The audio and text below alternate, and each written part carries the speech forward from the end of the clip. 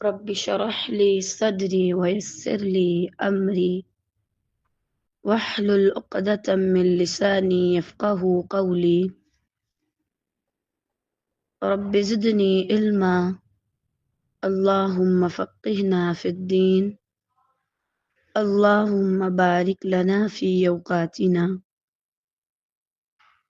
اللهم أخلصنا لوجهك الكريم يا رب لك الحمد كما ينبغي لجلال وجهك ولعظيم سلطانك اللهم صل على محمد صلى الله عليه وسلم وعلى آل محمد صلى الله عليه وسلم تمام قسم کی تعریفات اللہ رب العالمین کی ذات کے لیے ہیں جس نے ہمیں اپنے کاموں کے لیے چنا، ہمیں وہ زندگی دی جس کی خواہش بہت سے لوگ رکھتے ہیں، ہمیں اس امت میں شامل کیا، اس امت میں سے بنایا کہ جن کو بہت زیادہ چیزیں ایکسٹرا عطا کی گئی۔ آپ دیکھیں ہم اس امت میں آتے ہیں جس نے محنت بہت کم کی ہے ہر لحاظ سے، لیکن رب العالمین نے اسے جو اجر دینے کا وعدہ کیا ہے وہ اجر بہت زیادہ ہے، اور یہی وجہ ہے کہ ہمیں رمضان بھی عطا کیا گیا، ایک رات کی عبادت لیلۃ القدر 1000 شہر کی عبادت کے برابر۔ اگر انسان غور و فکر کرے تو یہ اس کے لیے بہت بڑا موقع ہے۔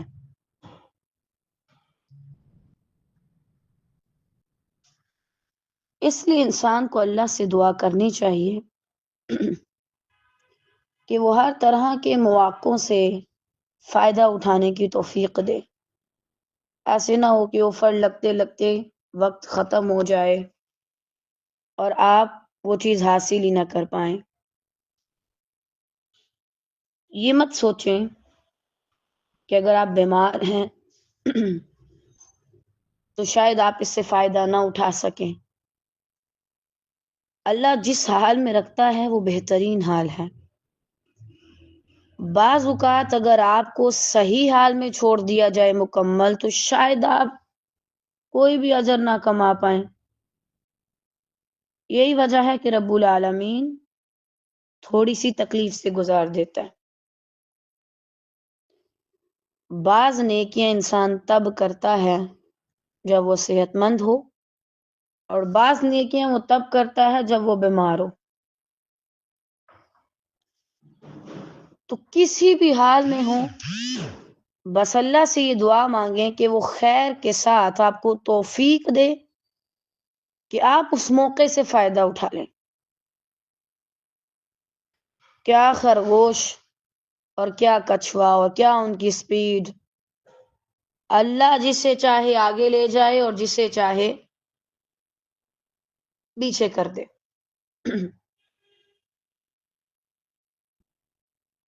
تو الحمدللہ رب العالمین، اللہ تعالیٰ خیر سے، ایمان اور عافیت سے ہمیں ایسے تمام مواقعوں سے فائدہ اٹھانے کی توفیق عطا کرے جو اس نے اسپیشلی ہمارے لیے رکھے ہوئے ہیں۔ آمین یا رب العالمین۔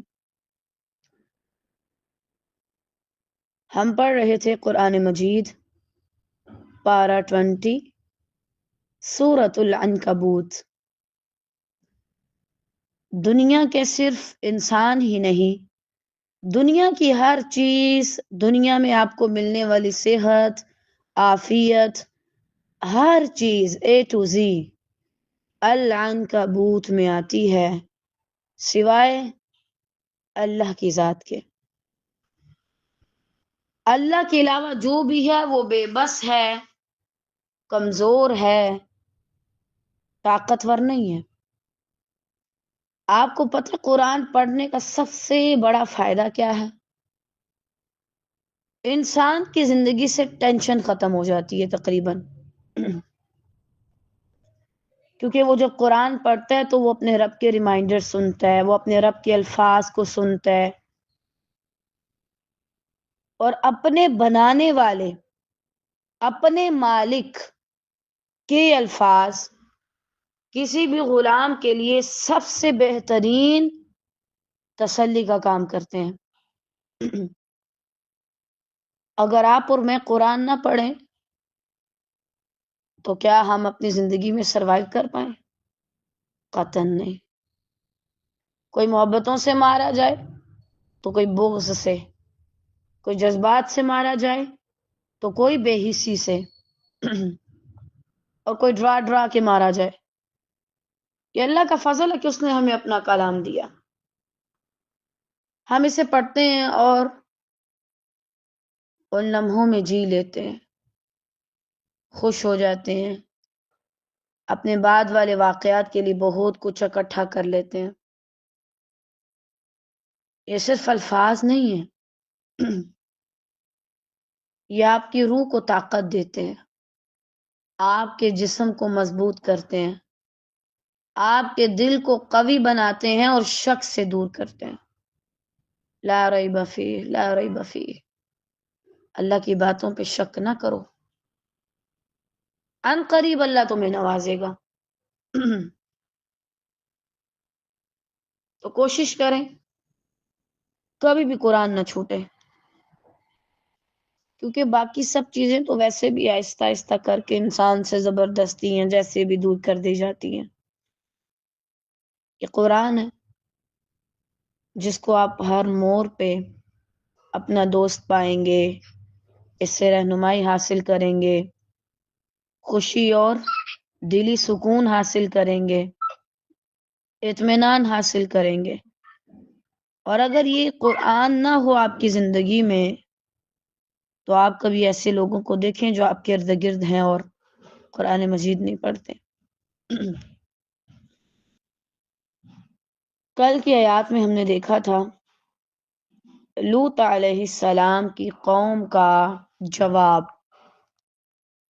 اور ان کی ہٹ درمی. اور اللہ رب العالمین سے اس قدر نہ ڈر قوم تھی کہ کہنے لگی ایتنا بعذاب اللہ، اللہ کا عذاب لے آؤ، وہ عذاب جس سے تمہیں ڈراتا رہتا ہے ہر وقت، لے ہی آؤ ذرا وہ معاذ اللہ. آگے ہے آیت 30 سے، بسم اللہ الرحمن الرحیم. قال رب انصرنی علی القوم المفسدین. لوط علیہ السلام اپنی قوم سے جب نا امید ہو گئے کہ یہ تو ایمان نہیں لائے گی، یہ تو باز نہیں آئے گی، یہ تو بات نہیں مانے گی، تو پھر انہوں نے اللہ سے فریاد کی. طالبات ہو سکتا ہے کوئی انسان اللہ سے بات کرے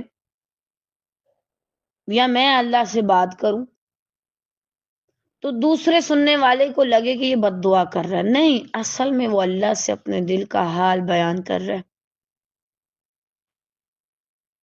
اللہ سے جب دلوں کے حال بیان کیے جاتے ہیں تو اکثر اوقات اس میں وہ لوگ آ ہی جاتے ہیں نہ چاہتے ہوئے بھی جنہوں نے اس دل کو توڑا ہوتا ہے، جنہوں نے اذیتیں پہنچائی ہوتی ہیں. ہر کوئی اللہ سے انسانوں کی شکایتیں لگانے نہیں جاتا، لیکن وہ کیا کرے، وہ تھک چکا ہے، وہ کسی کو بتانا چاہتا ہے اپنا حال. یہی وجہ وہ اللہ سے کہتا ہے. اور جب کوئی اللہ سے کہتا ہے تو ہمارے زبان پہ ایک ہی جملہ آتا ہے، کیا؟ کہ یہ شخص بد دعا دے رہا ہے معاذ اللہ. میری بیوی تو مجھے بد دعائیں دیتی ہے، میرا شوہر یا میری ساس مجھے بد دعائیں دیتی ہے. بھائی آپ ایک شخص کو سن ہی نہیں رہے، سمجھ ہی نہیں رہے، تو آخر اپنے بنانے والے کے پاس جائے گا ہی نا. جس نے اسے بھیجا ہے وہ اس کے پاس جائے گا تو صحیح نا. اب مجھے آپ نے بڑا ہرٹ کیا مثال کے طور پہ،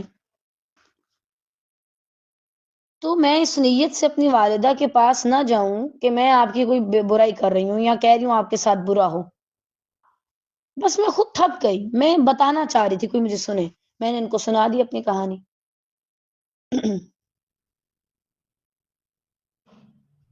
جب بھی اللہ والوں کو جھٹلایا جاتا ہے تو وہ بغیر کسی بد دعا کے ارادے کے اللہ سے اپنی فریاد کرتے ہیں. اور یہ مرحلہ ہم سب کی زندگیوں میں آتا ہے، جب ہم بول کے بھی تھک جاتے ہیں، سن کے بھی تھک جاتے ہیں، سنا کے بھی تھک جاتے ہیں.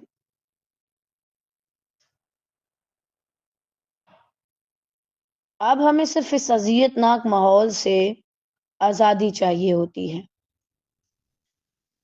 تو اپنے پروردگار سے دعا کیا کریں، جیسے حضرت لوط علیہ السلام نے دعا کی کہ پروردگار اس فساد مچانے والی قوم پر میری مدد فرما دے. یعنی میں اب ان کے ساتھ نہیں رہ سکتا، میرے لیے ان کے ساتھ رہنا بڑا مشکل ہو گیا. ہمیں یہ بات اچھے سے پتا ہونی چاہیے، ہم سب انسان ہیں، اس سے برا رویہ ہو ہی نہیں سکتا کہ آپ کسی انسان کو پہلے تنگ کر کے رکھ دیں، آپ ایک ماحول میں اس کے لیے رہنا مشکل کر دیں، آپ اس کو لگا لگا کے باتیں کریں اور پھر آپ اس سے یہ شکوہ کریں کہ بھائی ہم بھی تو رہتے ہیں، تم اس ماحول میں کیوں نہیں رہ سکتے. اللہ والے اس ماحول میں نہیں رہتے جہاں پہ اللہ کی نافرمانی ہو رہی ہو. اللہ والے اس ماحول کو چھوڑ کے چلے جاتے ہیں، وہ رہ ہی نہیں سکتے. اللہ کے فرما بردار اور اللہ کے نافرمان نہ دنیا میں اکٹھے رہ سکتے ہیں نہ آخرت میں. یہی وجہ کہ دنیا میں بھی الگ الگ لیول ہیں اور آخرت میں تو پھر جنت دوزخ ہے، سب کو ہی الگ الگ کر دیا گیا چھان بین کے.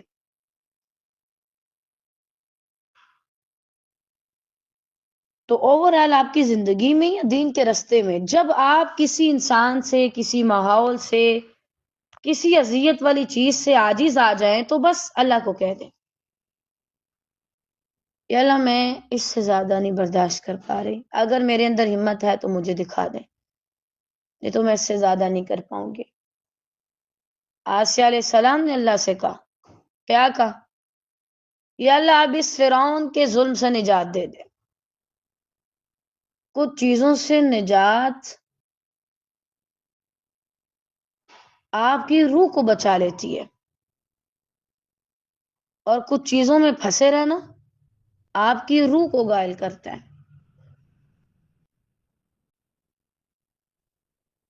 مجھے بڑی حیرت ہوئی، ہم پہلے بھی یہ پڑھ چکے ہیں،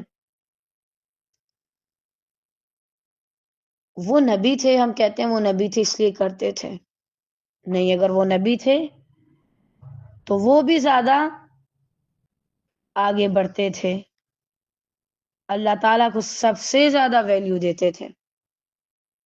کسی سے نہیں کہا، گھر والوں سے نہیں کہا، لمبی لمبی میٹنگیں نہیں رکھی، بس ڈائریکٹ اللہ سے کہہ دیا.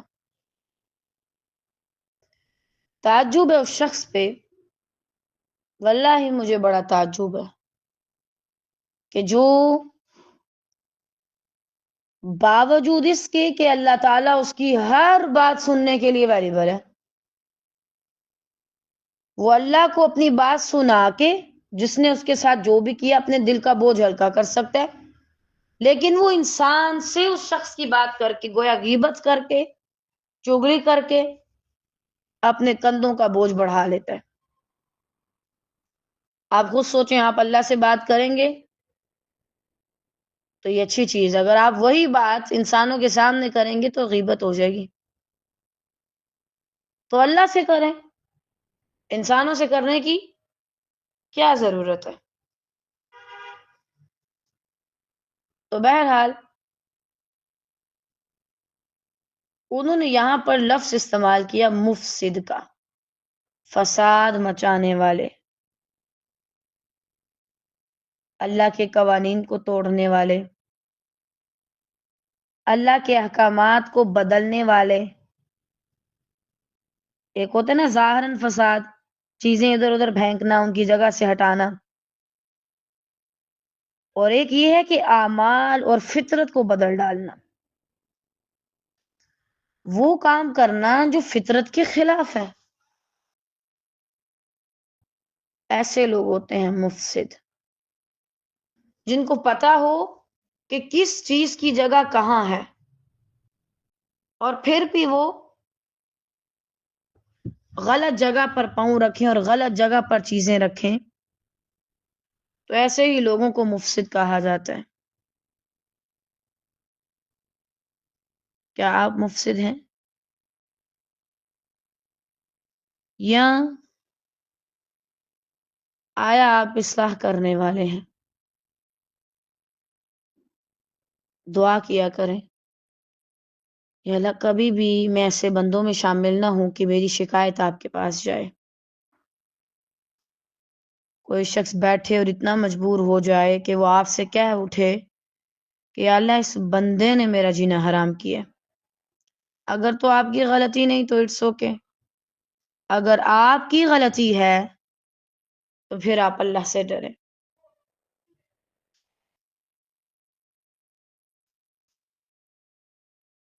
لیکن اصل میں یہ بھی انسان کے لیے آزمائش ہوتی ہے کہ بعض اوقات اسے مفسدین کے ساتھ رہنا پڑتا ہے، ان کی اصلاح کرنی پڑتی ہے، باوجود اس کے کہ وہ مانتے نہیں، سن کے نہیں دیتے، پھر بھی آپ کو انہیں سنانا ہوتا ہے۔ یہ آپ کا امتحان ہوتا ہے، اور یہ آپ کو کرنا ہی کرنا پڑتا ہے، چاہے آپ کسی بھی حصے میں کریں۔ اب جب انہوں نے اللہ سے دعا کر دی تو اللہ تعالیٰ نے انہیں ایک دم سے ہلاک نہیں کیا۔ آپ دیکھیے اللہ تعالیٰ کتنے تحمل والے ہیں۔ وہ آتا ہے اللہ کی صفت الصبور، کیسے؟ ان کا پیارا بندہ جس نے اللہ کے لیے پوری زندگی لگا دی، ہر چیز سے زیادہ اللہ کو رکھا، اس بندے نے جب اللہ سے دعا کی اللہ تعالیٰ لوط علیہ السلام پر کروڑوں رحمتیں نازل فرمائے، تو کیا اللہ تعالیٰ نے فوراً سے عذاب بھیج دیا؟ نہیں، اللہ تعالیٰ نے وقت دیا، تھوڑی سی مہلت دی، کیونکہ طالبات ہم کتنے بھی اللہ کے قریب ہو جائیں نا، ہم معاذ اللہ اسے ایموشنل بلیک میل نہیں کر سکتے، استغفر اللہ۔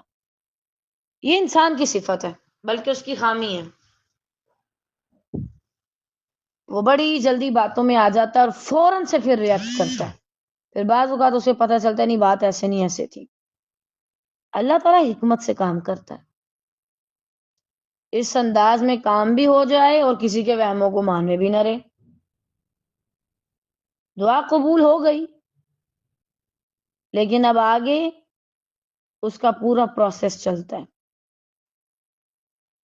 باوجود اس کے کہ اللہ تعالیٰ ہر کام منٹوں سکنٹوں میں، کیا مجھے تو شاید اس کا نام بھی نہ پتا ہو، پلک جھپکنے سے بھی پہلے، اور جیسے اس کی شان کے لائق ہے وہ کر سکتا ہے اس کے علم کے مطابق، کیونکہ ہمیں اتنا علم نہیں ہے، ہم نہیں اندازہ لگا سکتے کہ اللہ کتنا قدرت والا ہے، یہ ہمارے بس کی بات ہی نہیں ہے۔ اس کے باوجود وہ ہر کام میں، ہر چیز میں پروسیس مراحل، ٹائم ٹیکنگ ہوتی ہے ہر چیز۔ کیوں؟ یہ ہوتی ہے حکمت۔ آپ مکہ جاتے ہیں، اللہ تعالیٰ خیر سے آپ سب کو نصیب کرے، آپ وہاں جاتے ہیں، وہاں پہ گرمی ہے اور طرح کا ماحول ہے، آپ ایک دم سے پاکستان میں آتے ہیں، آپ کو بڑا فرق پڑے گا، بعض اوقات انسان بیمار ہو جاتا ہے، ایک دم سے اتنا بڑا چینج۔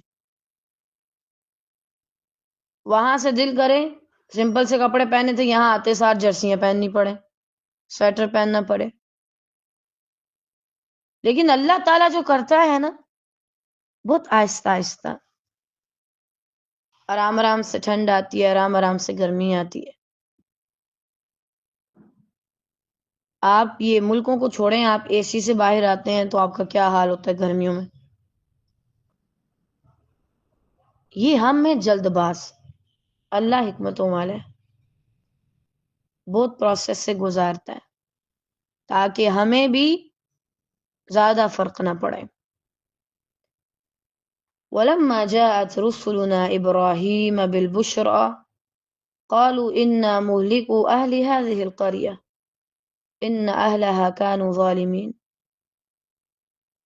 اور جب ہمارے بھیجے ہوئے فرشتے حضرت ابراہیم علیہ السلام کے پاس بشارت لے کر پہنچنے لگے کہ اس بستی والوں کو ہم ہلاک کرنے والے ہیں، یقیناً یہاں کے رہنے والے گناہ گار ہیں۔ اب یہ کیا واقعہ ہے؟ یہاں سے لوط علیہ السلام کو خوشخبری ملنی تھی، اور ایک طرح سے ان کی قوم کے لیے بہت بڑی بیڈ نیوز تھی۔ کیا؟ ایک طرف تو یہ کہ لوط علیہ السلام آپ کی دعا قبول ہو گئی، اور دوسری طرف قوم کے لیے کیا تھا ایک طرح سے کہ اب تم پہ اللہ کا عذاب آئے گا اور تم نہیں بچ سکو گے۔ ان کے لیے بیڈ نیوز تھی۔ دوسری طرف ابراہیم علیہ السلام کے پاس وہ پہلے گئے اور جا کے کیا کہا کہ ہم آپ کو اسحاق اور اسحاق کے ساتھ آپ کے پوتے یعقوب علیہ السلام کی خوشخبری بھی دیتے ہیں، اور ساتھ ہی ساتھ کہنے لگے کہ ابراہیم علیہ السلام ہم تو قوم لوط پر عذاب کرنے کے لیے آئے ہیں۔ اب آپ دیکھیں، ایک ہی چیز ہوتی ہے، کسی کے لیے رحمت، کسی کے لیے زحمت، کسی کے لیے خوشخبری، کسی کے لیے ناخوشی۔ ایک ہی فرشتے تھے، ابراہیم علیہ السلام کے پاس گئے خوشخبری کے لیے، اور لوط علیہ السلام کے پاس آئے ان کی قوم کے بارے میں بری خبر بتانے کے لیے۔ فرق کیا ہے؟ آپ کا عمل کیسا ہے؟ آپ کیا کرتے ہیں؟ کیا آپ کا عمل اچھا ہے تو آپ کے لیے خوشخبری، اگر آپ کا عمل برا ہے تو آپ کے لیے بدبختی اور بری خبریں ہیں، بری مثالیں ہیں۔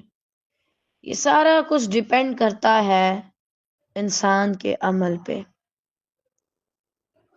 کہ اس کا عمل کیسا ہے،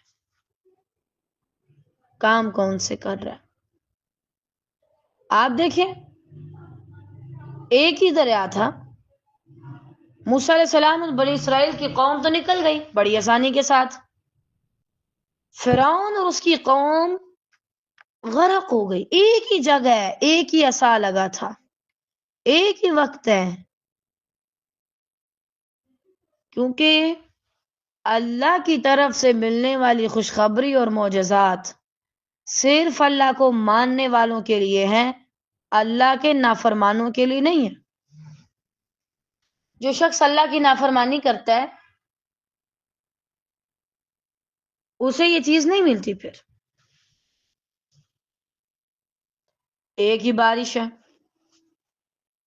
کسی کے لیے رحمت، کسی کے لیے زحمت۔ آپ یوں مثال سمجھیے، اگر آپ نے اپنے گھر کو اچھے سے کور کیا تو بارش آپ کے لیے رحمت ہی رحمت، اور آپ بڑے مزے اڑائیں گے۔ اور اگر آپ ویلے بیٹھے رہتے ہیں اپنے گھر پہ، کوئی دھیان نہیں دیتے، کوئی آپ نے بارش سے بچنے کا بندوبست نہیں کیا، تو آپ کے لیے کتنی بڑی مشکل بن جائے گی۔ یعنی آپ نے جتنی تیاری کی اس حساب سے آپ کو اللہ کی نعمتوں سے فائدہ ملے گا، اور یہ سارا کچھ ڈیپینڈ کرتا ہے آپ کے عمل پہ، اچھا ہے، برا ہے، کم ہے یا زیادہ ہے، سستی ہے یا آپ بڑے زیادہ ایکٹیو ہیں۔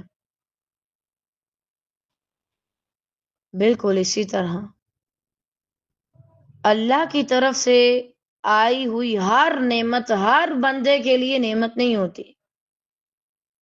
وہی چیز کچھ لوگوں کے لیے ایٹ اے ٹائم عذاب ہوتی ہے، وہی چیز کچھ لوگوں کے لیے ایٹ اے ٹائم رحمت ہوتی ہے.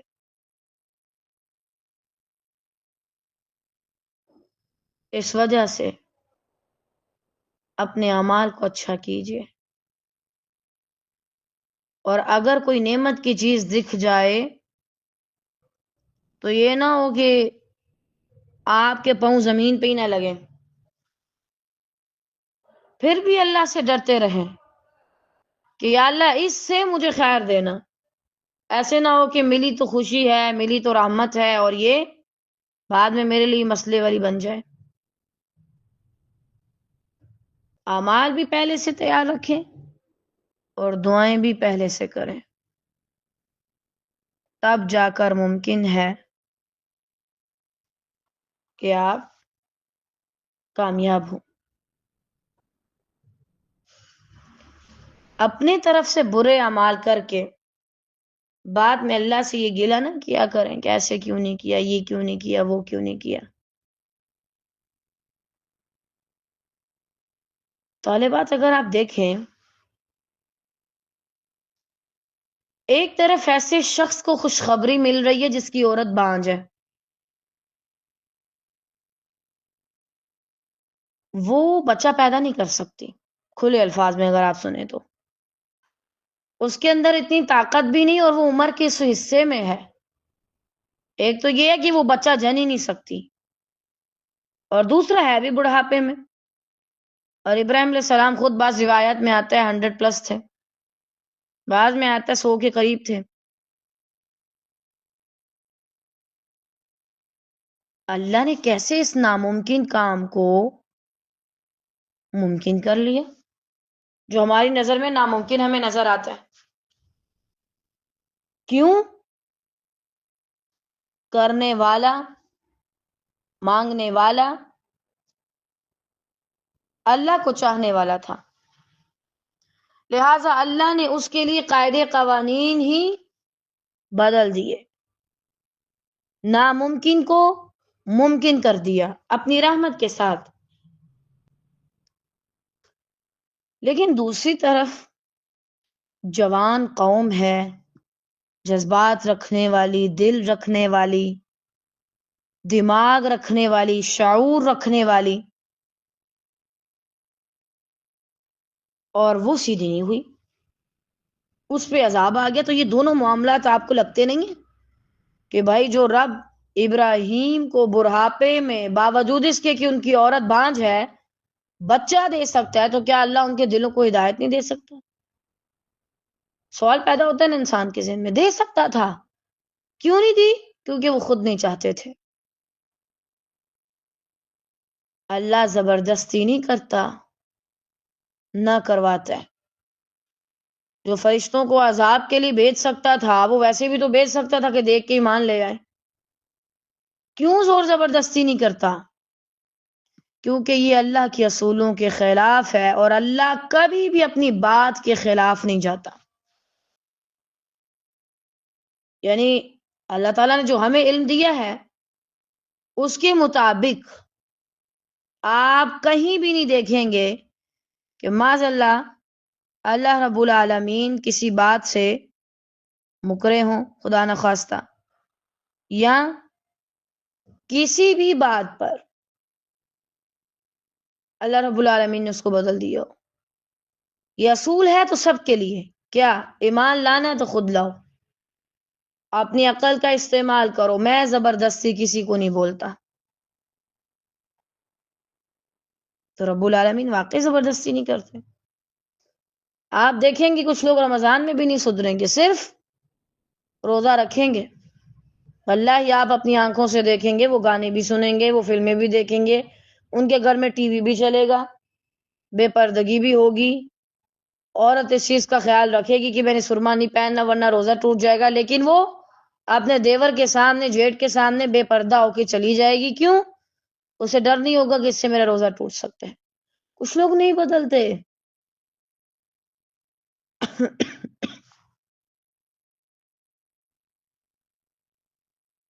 تو آپ دیکھیں گے اللہ ان کے ساتھ زبردستی نہیں کرے گا، ذرا سی بھی نہیں کرے گا.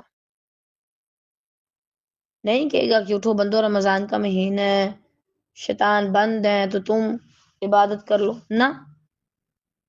ایز یو وش، جو آپ کی مرضی، جو آپ چاہیں.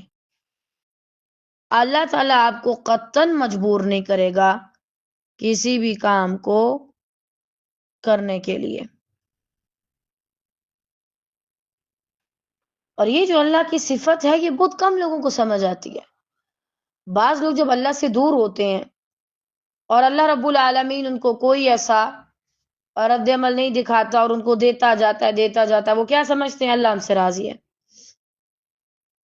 حالانکہ اللہ ناراض ہے. اس سے بڑھ کے آپ کے لیے کیا بدبختی ہے کہ اللہ نے آپ کو آپ کے حال پہ چھوڑ دیے. حتیٰ کہ رمضان میں آپ دیکھیں گے بعض لوگ فرض نماز نہیں پڑھیں گے، ٹائم پہ نہیں پڑھیں گے، فرض نمازیں چھوڑ دیں گے، فرض نماز کے وقت سو رہے ہوں گے، کوئی اور کام کر رہے ہوں گے. اللہ تعالیٰ ان پہ کوئی زبردستی نہیں کرے گا. اگر دنیاوی لحاظ سے ایمان کو چھوڑ کے جو بھی ناممکن چیز اللہ اسے ممکن بنائے گا. ایمان کو اللہ تعالیٰ دے سکتا ہے لیکن وہ زبردستی نہیں کرے گا.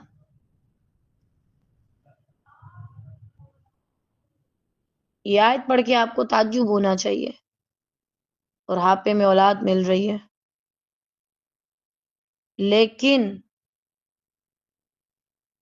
جوانوں کو ہدایت نہیں مل رہی. قوم لوط کیسے غرق ہوگی.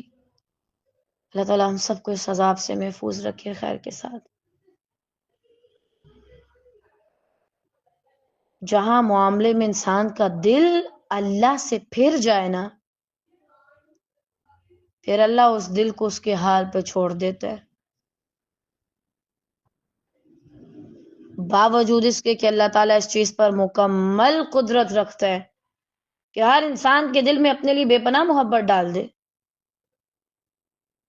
ایسی محبت کہ انسان اللہ کے علاوہ سب کو پہچاننے سے شاید انکار کر دے. لیکن اللہ زور زبردستی نہیں کرتا، حال پہ چھوڑا ہوا ہے. جو کرو گے یہ کرو گے تو یہ ملے گا، یہ کرو گے تو یہ ملے گا. اب مرضی ہے بندے جو چاہتے ہو وہ کرو. ورنہ انسان کیا کہتا ہے، مجھے بنا کے اللہ نے مجھ پہ یہ کیسا ظلم کر دیا، مجھے باندھ کے رکھ دیا، مجھ پہ پابندیاں لگائی، میں اپنی مرضی سے کچھ نہیں کر سکتا. لہٰذا اللہ نے کہہ دیا جاؤ اپنی مرضی سے جو کچھ چاہتے ہو وہ کرو، لیکن پھر اجر تمہیں تمہارے کیے کے مطابق ہی ملے گا. تو ان فرشتوں نے جا کر کے کہہ دیا ہم تو آئے ہیں ہلاک کرنے کے لیے. نہ جانے کب کہاں کون ہو خدا نخواستہ کہ جس کو سزا دینے کے لیے جو چیز اس کے سامنے آنی ہے وہ وہاں سے بھیج دی جائے. وہ عذاب، وہ دل کی بے چینی، وہ کوئی مشکلات، وہ چھوٹی چھوٹی رکاوٹیں جو پہاڑ بن جاتی ہیں. نافرمانی کرنا بہت آسان ہے اللہ کی، لیکن اس کا انجام بھگتنا بہت مشکل ہے.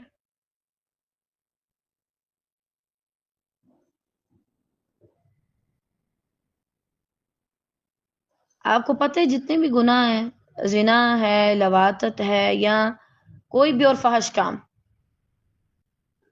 یہ منٹ کے حساب سے نہیں، صرف سیکنڈ کے حساب سے آپ کو لذت دے سکتے ہیں، سیکنڈ کے حساب سے. اور اس سیکنڈ کے بدلے اتنا عذاب. انسان کہہ رہے اللہ میں نے 23 گھنٹے اور 59 منٹ تک آپ کی کوئی نافرمانی نہیں کی، صرف آخری 1 منٹ میں کچھ سیکنڈ کے لیے میں نے غلط کام کیا اور اس کا اتنا وبال پڑے گا کہ وہ پورے جو باقی گھنٹے تھے خلاص ختم.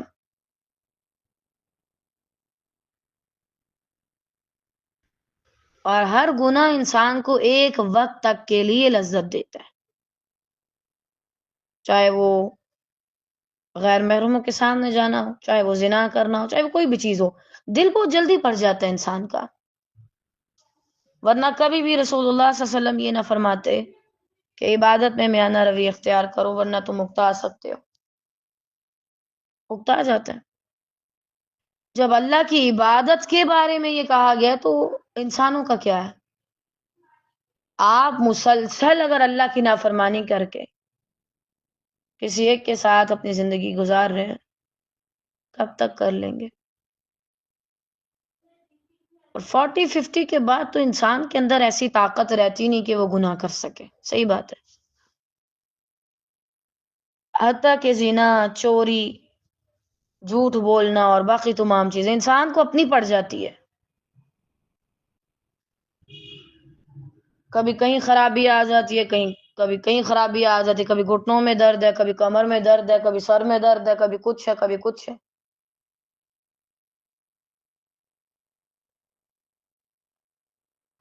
تو کیا فائدہ اتنے گناہ کرنے کا اور اللہ کو ناراض کرنے کا؟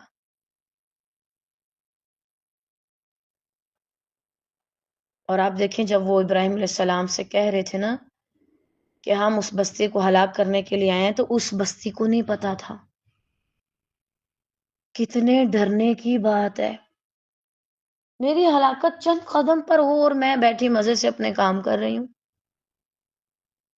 اتنے غافل نہ ہوں کہ جب آپ پر عذاب آئے تو آپ کو پتہ ہی نہ چلے کہ ہوا کیا میرے ساتھ.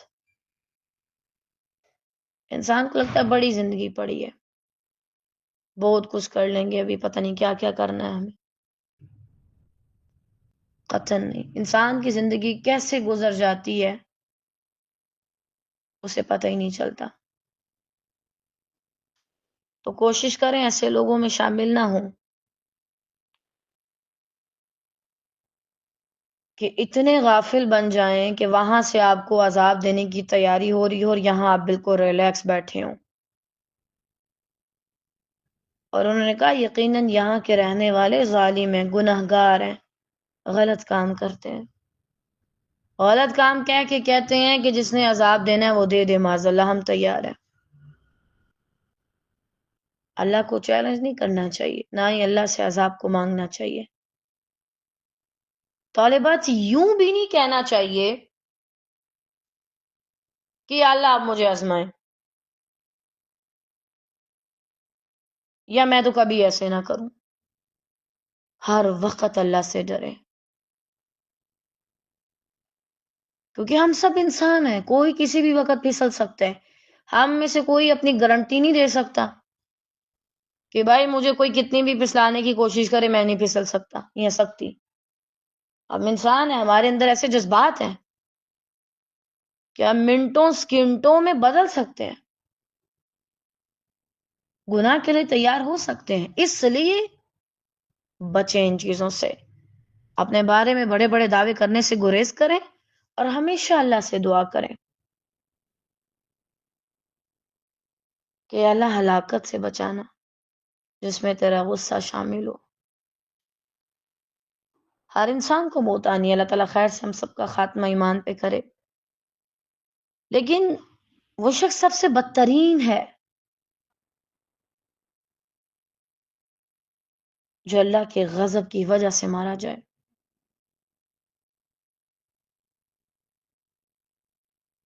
اور آپ دیکھیں وہ خود کو گناہ گار نہیں کہتے تھے،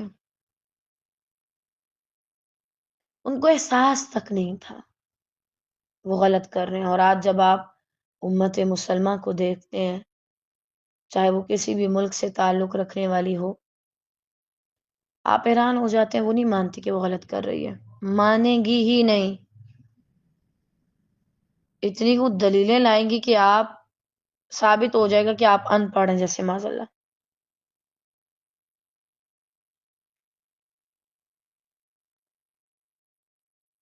اور ایسے لوگوں کی رہنمائی کریں، ان کو بتائیں آپ غلط کر رہے ہیں. ضروری نہیں صرف یہ والا کام، کوئی بھی کام، کوئی بھی غلط کام آپ انہیں سمجھائیں آپ یہ غلط کر رہے ہیں، آپ کو یہ نہیں کرنا چاہیے، اس چیز پہ اللہ تعالیٰ ہلاک کر سکتے ہیں آپ کو. ایسے الفاظ کا استعمال نہ کریں معاذ اللہ.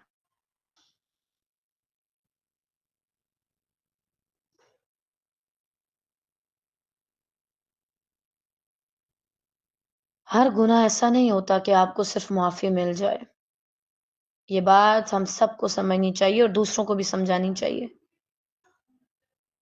کچھ گناہ ایسے ہوتے ہیں کہ جن کا سامنا آپ کو کرنا پڑتا ہے.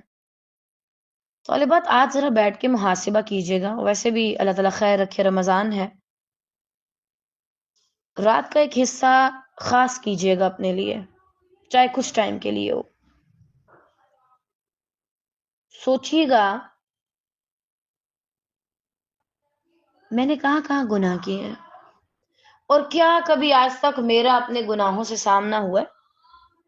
یہ جو ایک دم سے انسان کو گھبراہٹیں ہوتی ہیں یہ گناہوں کی وجہ سے ہوتی ہیں. پھر انسان چھپتا پھرتا ہے کہ مجھے کچھ ہو نہ جائے، میں مروں نہ، میں اس چیز کا سامنا نہیں کر سکتا. اپنے اعمال کا، ہم اپنے اعمال سے بھاگ رہے ہوتے ہیں. اعمال اچھے رکھیں. جو ظالم ہوتا ہے وہ بھاگتا ہے، جو ظالم نہیں ہے وہ تو انتظار میں رہتا ہے. اللہ کے ہاں حساب کتاب بہت سخت ہے، اور اس کا معاملہ انسانوں سے بہت برعکس ہے. سب سے الگ ہے اس کا معاملہ. وہ آپ کے ظاہر سے متاثر نہیں ہوگا. آپ کو کتنی زبانیں آتی ہیں، آپ کو انٹرنیشنل لینگویج آتی ہے، یا آپ کس کے بیٹے ہیں، اس کو اس سے کوئی فرق نہیں پڑتا. اس کو صرف اس چیز سے ہے کہ آپ اس کے کیسے بندے نکلے، اچھے کہ برے. اور جہاں جہاں پھر آپ نے اپنے گناہوں کا سامنا کیا، ان کی وحشتوں کا، اور آپ ان سے گزرے ہوں، اللہ سے توبہ استغفار کریں، بیٹھ جائیں، رو لیں، اللہ کو بتائیں کہ آپ نے کتنے گناہ کیے ہیں، حالانکہ اسے پتہ ہے. اس کے سامنے بیٹھ کے اقرار کریں کہ بہت سے گناہ کر کے میں بھول چکی ہوں.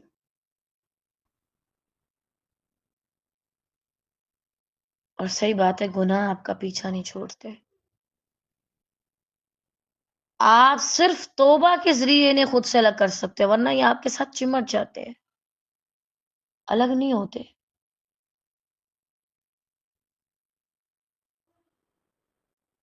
کبھی کبھی انسان کو بڑا دکھ ہوتا ہے کہ اللہ کاش میں نے کبھی کوئی گناہ نہ کیا ہوتا. آپ معاف کرنے والے ہیں، میں جیسی بھی ہوں، کاش میری جان سے آپ کے حق میں کمی نہ ہوئی ہوتی. یہ بہت بڑا دکھ ہے اس شخص کے لیے جو اللہ کو چاہتا ہے، اور وہ چاہ کر بھی بعض اوقات یہ ثابت نہیں کر پاتا کہ یا اللہ میں آپ سے محبت کرتا ہوں، یہ کرتی ہوں. بیچ میں اس کے گناہ آ جاتے ہیں. وہ تہجد پڑھتا ہے، اللہ کو بتاتا ہے اللہ دیکھیں آپ سے کتنی محبت ہے.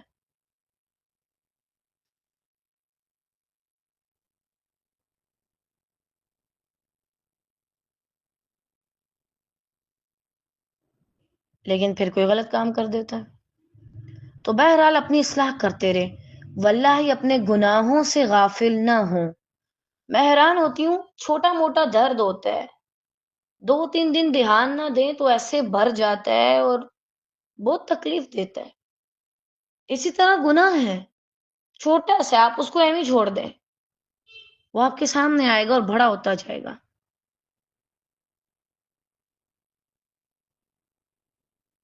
اس رمضان کا اپنا یہ بھی ٹارگٹ رکھیے کہ میں نے اپنے استغفار کے لیے تقریباً دن میں بھی ٹائم نکالنا ہے اور رات میں بھی. اللہ کے پاس بیٹھ کے، یعنی اللہ تعالیٰ کے سامنے بیٹھ کے اپنے الفاظ میں اللہ سے معافی مانگنی ہے، اقرار کرنا ہے اپنے ایک ایک گناہ کا، اور اس کی پھر خیر سے اصلاح بھی کرنی ہے. اور اللہ بڑی محبت کرتا ہے. ہم تو اتنی کر ہی نہیں سکتے. اب یہ نہیں کہ اگر کسی نے ظلم کر دیا ہے تو وہ کہے کہ نہیں پتہ نہیں شاید مجھے عذاب ہی ملے معاذ اللہ. نہیں، ہاں وحشتیں آپ کے سامنے آئیں گی، یہ تو فکس ہے، یہ تو طے ہے، لیکن بہرحال اللہ آپ کو معاف کر دے گا. کبھی یہ غلطی نہ کریں کہ یا اللہ میں آپ سے محبت کرتی ہوں اور معاذ اللہ ایسا ہے کہ آپ مجھ سے نہیں کرتے. اللہ کرتا ہے، باوجود اس کے کہ آپ گناہ گار ہیں. محبت کرتا ہے تو دوبارہ لے لیتا ہے نا، آپ کو قبول کر لیتا ہے، ورنہ کیسے لے؟ محبت کرتا ہے تو معاف کرتا ہے نا. اس کی محبت، اس کی رحمت غالب ہے اس کے غصے پہ، اس کے غضب پہ.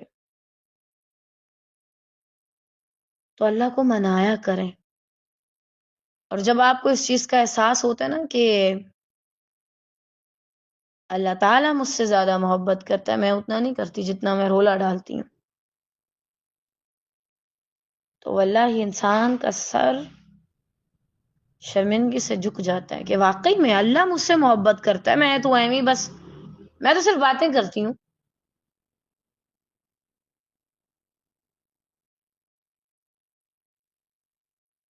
اسی بات پر یقین رکھتے ہوئے اللہ سے توبہ کریں. اچھا ایک بار ایسے ہوا نا، مجھے بڑا ہو رہا تھا، میں کہتی یا اللہ میں آپ سے کتنی محبت کرتی ہوں اور شاید آپ مجھ سے نہیں کرتے، اور اس طرح میں نے کہا اللہ تعالیٰ اگر دیکھیں میں آپ مجھ سے محبت کرتے ہیں نا تو ٹھیک ہے، آپ مجھے اتنے بجے اٹھائیں رات کو، میں آپ سے بات کرنے کے لیے آؤں گی. اور میں اللہ تعالیٰ سے دعا کر کے سوئی. کچھ چیزیں سننے میں عجیب لگتی ہیں لیکن سب کا اللہ کے ساتھ الگ الگ تعلق ہوتا ہے. اچھا ٹھیک اسی وقت میری آنکھ کھل گئی اور مجھے اٹھنا مشکل لگا. اور جب مجھے مشکل لگا اسی وقت مجھے بہت رونا آیا، کیونکہ پتہ میں نے کیا سوچا، میں نے کہا یا اللہ آپ مجھ سے واقعی میں زیادہ محبت کرتے ہیں، آپ نے اٹھایا یہ آپ کی محبت ہے. اگر مجھے بھی بہت اعلیٰ درجے کی محبت ہوتی میں فوراً سے اٹھ جاتی. میرے لیے اٹھنا مشکل کیوں تھا؟ میں نے کیوں کہا کہ اچھا میں تھوڑی دیر میں اٹھتی ہوں. اب کچھ چیزوں کا جواب اللہ تعالیٰ بہت حکمت کے ساتھ اور چھپے معنوں میں دیتے ہیں. اور اس کے بعد صحیح بات ہے، میں آسمان کی طرف کتنے دن نہیں دیکھ پاتی تھی، کیونکہ میں نے بڑے ایک الگ انداز میں کہا تھا کہ اللہ دیکھیں میں آپ سے کتنی محبت کرتی ہوں، لیکن واللہ ہم اس لیول کی محبت نہیں کر سکتے. بس جب بھی آپ کو لگے آپ اللہ کی طرف پلٹ جائیں. آپ کے اندر کمی ہے، آپ کی امیدوں میں، آپ کا اللہ کے ساتھ جو تعلق، اللہ تعالیٰ آپ کو بالکل ایسے ویلکم کرے گا جیسے آپ نے کوئی گناہ نہیں کیا، اور آہستہ آہستہ آپ کے ذہن سے بھی وہ گناہ مٹاتا جائے گا، آپ کی زندگی سے ان لوگوں کو لے جائے گا جو آپ کو انہیں گناہوں کی یاد دلاتے ہیں. تو اس چیز کو سمجھیں کہ اللہ ہم سے زیادہ محبت کرتا ہے. بھلے ہی وہ عذاب دیتا ہے لیکن وہ صرف اس کے لیے ہوتا ہے جو اپنے آپ کی اصلاح نہ کرنا چاہے اور مانے ہی نہ میں غلط ہوں. آپ مان لیں کہ آپ غلط ہیں تو بس کام ختم. آدم علیہ السلام مانے تھے نا، اللہ نے معاف کر دیا. دوسری بار کبھی آپ نے دیکھا ہو کہ اللہ تعالیٰ نے معاذ اللہ اس کے بعد ان کو کوئی تانا دیا ہو؟ نہ. حتیٰ کہ اللہ تعالیٰ نے قرآن مجید میں جب ان کا واقعہ بیان کیا اس کے بعد کیا کہا؟ ہم نے اس کو چن لیا، ہم نے اسے عزتوں سے نوازا، ہم نے اسے فضیلت دی. کہیں بھی یہ نہیں کہا کہ اس کا مقام معاذ اللہ کم ہو گیا، کہا اس کے بعد ہم نے اسے نبوت عطا کی. بالکل ایسے ہو جاؤ گے کہ جیسے تم نے کبھی کوئی گناہ کیا نہیں تھا. تو آج یہ آپ سب کا ہوم ورک ہے، اپنے لازماً اپنے گناہوں والی جو ڈائری ہے نا اس پہ نظریں ڈالنی ہے، اور یہ کام علیحدہ بیٹھ کے کیجیے گا، چاہے آپ بچوں والی ہیں چاہے آپ میرڈ ہیں. اپنے لیے کوئی نہ کوئی ٹائم نکالیں، کم از کم 10 منٹ بھی بہت ہے. اور آپ ذرا دیکھیے گا کہ یہ تنہا کمرے میں آپ کو کیسے پاگل کرتے ہیں.